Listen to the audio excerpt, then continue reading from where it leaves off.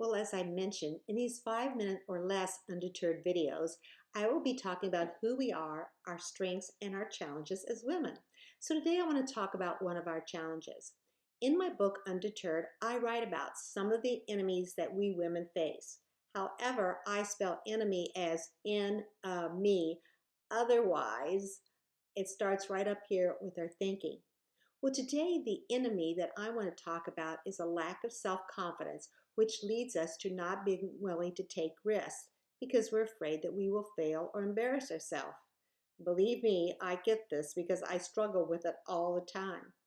Well, there's several reasons why we women may not be willing to take as many risks as men, but because of time, I only want to take a look at two. The first is, as girls, we generally don't have the opportunities that boys do to take risks.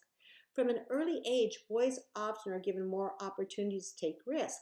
And what they learn is that sometimes they'll do well and sometimes they fail.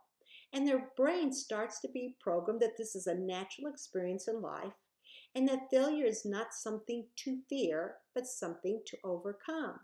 Well, when girls are not given the same chance to take risk and fail, their brains, unless they're natural born risk takers, will cue them in that it's important to stay safe, to stay in their comfort zone. I mean, think about how many times that you've thought about doing something out of your comfort zone, but there's a little whisper in the back of your head that murmurs, you might fail, you might look stupid, so you back off. That's your subconsciousness, which has been trained to avoid risk. Well, the good news is the 21st century girl is being given more opportunity to take risk, and we want to promote them to do so. I'm not talking about foolish risk, but wise risk. Well, the second reason I want to talk about today is we often think that as women, we have to be 100% prepared to take a risk. In the marketplace, there is a saying that goes something like this: men apply for a job when they meet only 60% of the qualifications. A woman applies when she meets 100%. Well, whether the statistic is accurate or not depends on who you read.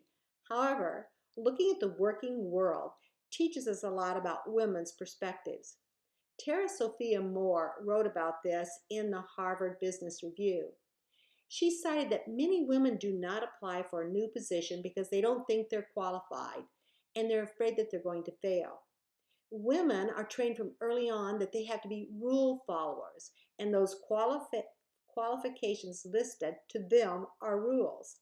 Well, rule following generally starts in early elementary when girls seem to have a greater capacity for sitting more quietly and listening more than boys, and then we get praised for doing so.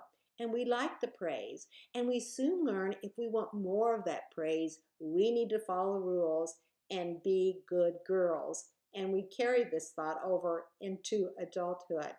Now, I'm not saying we shouldn't follow the rules, but sometimes we take it to the extreme, which keeps us from taking risk. Well, my time's up for today. I'll talk a little bit more about risk taking next week.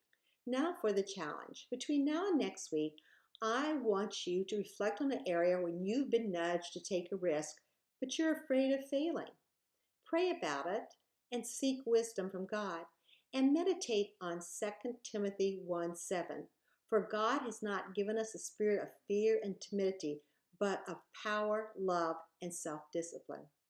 And if you would like, you also can download the free PDF, Learning to be God's Risk Taker.